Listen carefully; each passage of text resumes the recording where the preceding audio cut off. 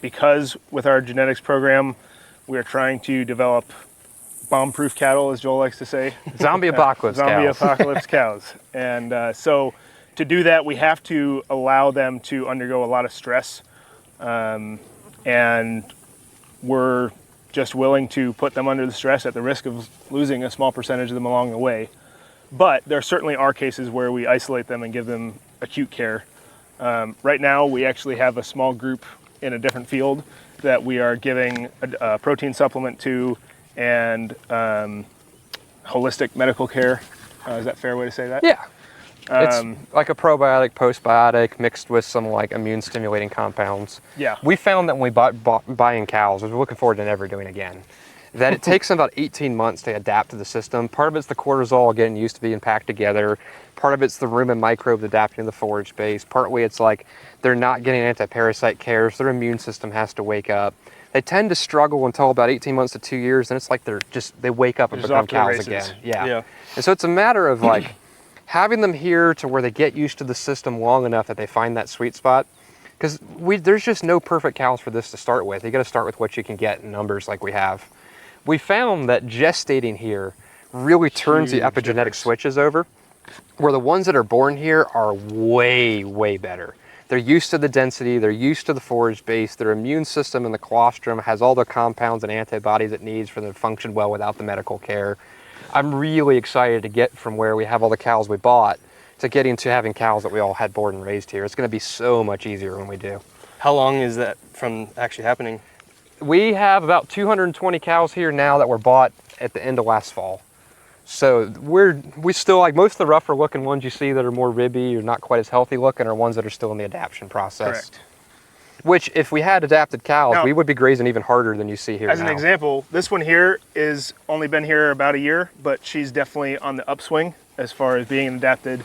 She was skinnier than that for quite some time, but her coat looks really glossy and smooth now. She's starting to put weight back on and just settled right in. Versus that steer right there was born here, wasn't he? Yes. That one right there in the corner. You can see how he's sleeker, he's shinier, he's got more fat cover. Even being a young animal with high needs for like quality feed to be growing, he looks much, much healthier than some of the other cows that were bought in, like the more ribby Corriente standing right in front of him. And the Corriente, I mean, I bought those so I couldn't get enough piney woods. I bought out all the conservation farms. The Piney Woods field day where they were selling piney woods this year had no cows for sale. I was like, where are all the piney woods? Like, I bought them all. So we used some Corriente to fill out the numbers. They're early like American Spanish stock that haven't been conserved quite as purely as the piney woods, but they're definitely one of the better ones we have for hardiness to start with. So we've got a handful of those, mostly piney wood mama based, and then the composite bulls you've already seen. And then, go ahead. I was just going to finish off for if we do need to isolate any, then we've gotten pretty good at just low stress animal stockmanship, where we're able to walk a single one out of the herd, or at worst, walk a handful of them out, including the one that we want, take them to wherever they need to go, and then separate that one back out. Yeah, no, that makes a lot of sense because that was so. And then those ones that we separate, unless they just need really minor care for just a boost for a day or two, and then sent back like at birth, and it needs a little bit of like a probiotic or something for that little bit of like stress time. This first couple generations, we're gonna like F0s, meaning the ones we bought, we're being a little easier on them. In the long term, we'll hold them more accountable. Anybody needs anything's off the genetics program. But most of the ones we care for are ones that hit the cull list. We care for them, then we fatten them up and butcher them. So ultra high density is really important for a few reasons. One, you're improving your land past the kind of stagnation point light rotational grazing gets you to. But beyond that, due to the intensity and efficiency of grass consumption and the length of rest periods you can get for succession of species and building soil, not only are you improving carry capacity in the long term, your efficiency of graze is also increasing current efficiency of how many animals you can carry per acre on a day-to-day basis. A good ultra high density system, you can carry 3 to 4 times the number of cows per acre than you can in a typical grazing arrangement. That number basically means your biggest input is your land cost on a ranch, right? I basically have free land because I'm grazing so much more intensely and efficiently that my main input cost is lower because I'm carrying so many more cows per acre.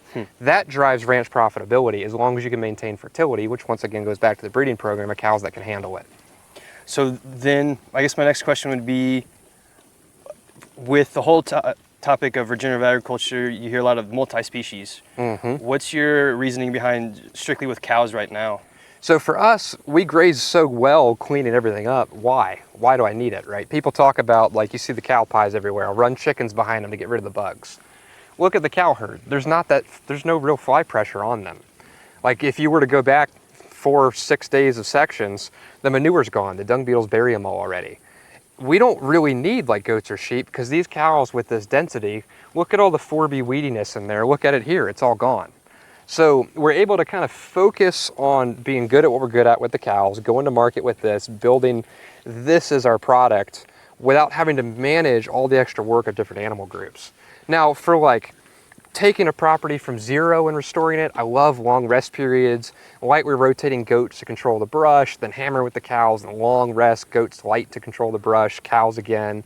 But we reach a sweet spot where with the cows, we're really at the good enough point that we don't need multi-species. Interesting. No, that's why I love this whole trip. It's just, well, that's why I love agriculture too. It's not one size fits all. Yep. Context is key. And that's why, yeah, no, this is just cool.